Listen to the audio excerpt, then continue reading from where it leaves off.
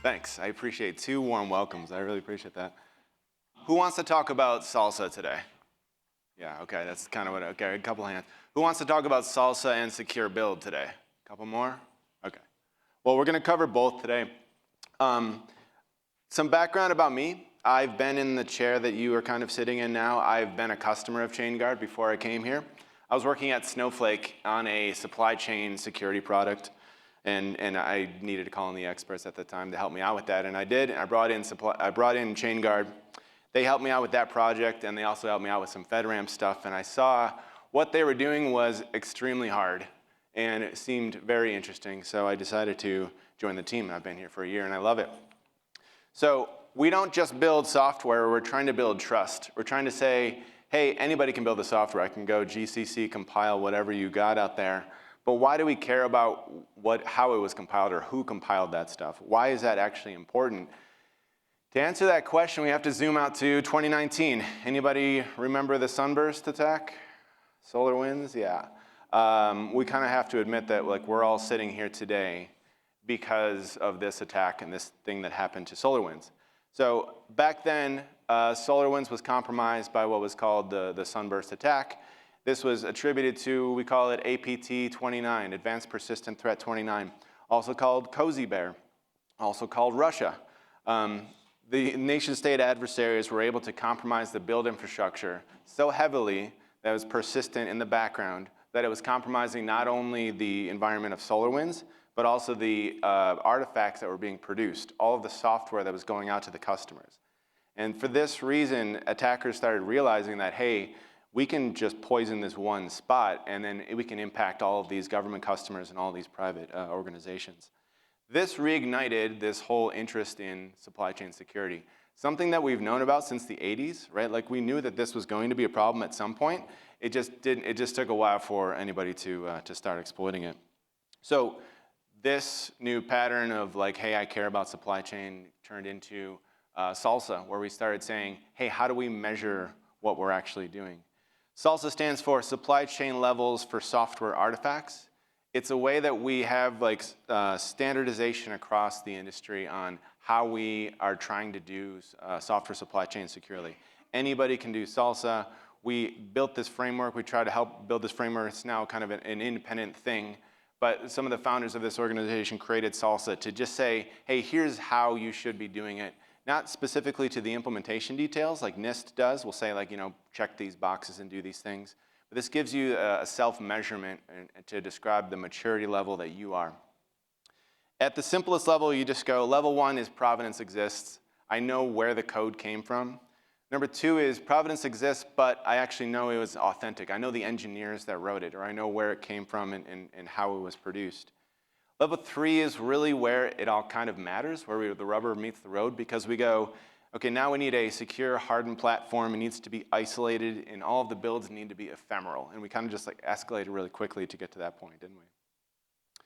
If you drill down into SLSA Build Level 3 a little bit more, you see that it breaks down into, we need the provenance to be actually authentic and verifiable cryptographically. We also need to figure out how do we manage the signing keys or whatever we're doing to sign that stuff, because the hard part of crypto isn't the math, right? It's the what do I do with the keys and how do I protect the private keys that are being used. And then we'll talk a little bit more mostly about the strong isolation. How do we actually get strong isolation for what we need to do and for the threat model that we're trying to do? But should we go any further? That's really kind of the question, like is SLSA good enough? We started out with 3 kind of core engineering principles. One is, I need to be able to talk to you seriously in front of you on the stage and say like, here's how we build stuff and you shouldn't laugh at me, right? So we needed to build a trustworthy platform that when you see all the details of what we're doing under the hood, you go, oh, that actually makes sense, or oh, that's actually better than our environment, or like, that looks really hard. I'm glad you guys are doing it and we don't have to do it. The other aspect was we couldn't build a system that was so bespoke and kind of like lived on an island in some random region where our sustaining teams and all the engineers that are working at Chainguard would write something, won't know how it works, push it up to the island, it builds for 15 minutes, and then we find out if it fails. That's way too slow. So Chainguard's really high velocity in terms of keeping these images up to date and making sure that they're building correctly. So the same build tools that are in production are the same ones that are running in the developer's environment. This was critical so that we can get that feedback loop of like, oh, this is working, this is not working, but the same errors will happen locally as they do in the production environment. And then, of course, as I just mentioned, SolarWinds is a wake-up call. So part of our threat model is that we need to be nation-state resilient. So does all of the SLSA levels meet what we want to do to defend from a cozy bear, a fancy bear, these types of APT threats? And you might hear, hey, isolation, ephemerality, that sounds like containers to me. And we've seen a lot of different organizations build systems using containers. We don't think that containers are a strong enough security boundary. It's more of like containers are a screen door. They're a nice logical boundary, but if you hit it fast enough, you're gonna blast through that screen door, right? In the same way, containers are one exploit away from compromising both the kernel underneath the host and all of the other containers next to it. And if you've seen some of the stuff that was just released from Caliph like 2 weeks ago, you'll see that there's a bunch of different exploit scenarios that come out of this. So containers are not good enough. What do we use? Well, we are going to build on top of this. So first, we do start out with Kubernetes. I just said containers are not enough, but we're using this as an orchestration platform. We spin up a single pod. We spin up our own custom image for our own open source tools called Melange. Melange is our way of building things reproducibly. We describe the steps to build something like Nginx. We say, okay, here we go. Here's all the steps to build Nginx. Inside of Melange is something that we refer to as runners that will set up the actual environment to run the build steps themselves. So inside of Melange, we say, go, please create a runner, create a hypervisor instance, and then inside of that hypervisor, we run our own custom micro VM. This is a Chainguard custom Linux kernel that we've been working to make it performant, make it secure, make it specifically designed for our environment. And then we finally do the build steps. Now, I want to emphasize here, I'm not describing some monolithic system where we just upload everything to like one big EC2 instance and like this is how we secure it. Every single package has an instance of this operating system. So we build every single package independently through this micro VM, through all these build steps.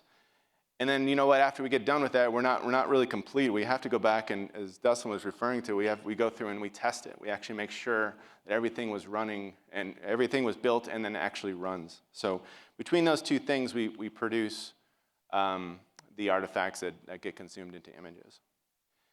And there's something really interesting that happens when you own the entire stack like we do. And I've never seen an organization be able to pull this off, but when we own the hypervisor down to the Linux kernel, the micro VM that's running on there, down to the build tooling of Melange and all of the build steps that go into this, we get a really fine-grained control over what we want to do during a build and what we can confine it to do. So we can say, that micro VM that we've built as a super minimal attack surface.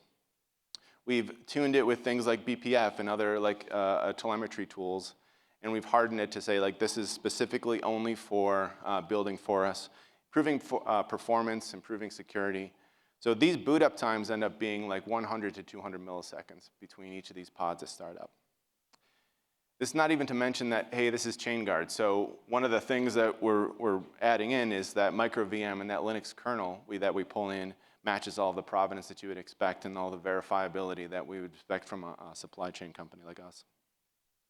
So here we can go, like put it all together. If you imagine Melange is the build tool and we're going to do Nginx, we would say, okay, there's a spec for Nginx that says, here's all my dependencies, and maybe use something like glibc or an OpenSSL as a dependency for Nginx. We send it into the system and say, hey, go build these packages. Great. Okay, well, we need to have all these dependencies.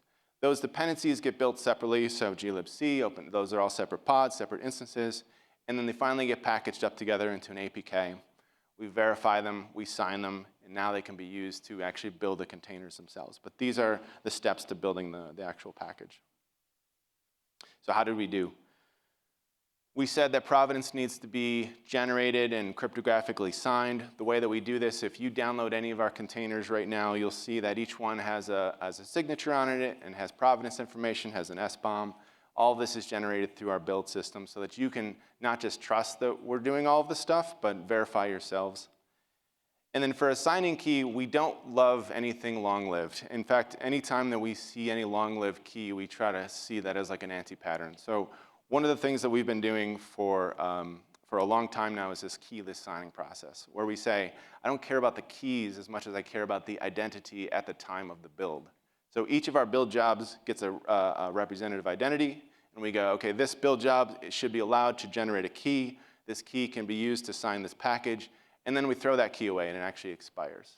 But what this does is instead of saying like, hey, I trust that somebody signed this, and that's actually saying, hey, I'm actually trusting that somebody had access to the private key at a certain point in time. It's not actually saying this is authentic.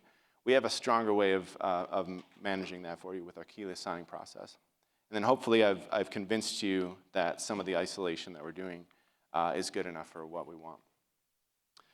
So I need some audience participation here. I know it's after lunch, but I'm going to ask you a really simple question. I'm going to set you up for success here. I'm giving you a hint of what the question already is, okay? So what goes great with, I'm going to say it on 3. You can answer me. Well, what goes great with SLSA? 1, 2, 3. Runtime visibility network controls. That's what I heard. I don't know if that's what you said.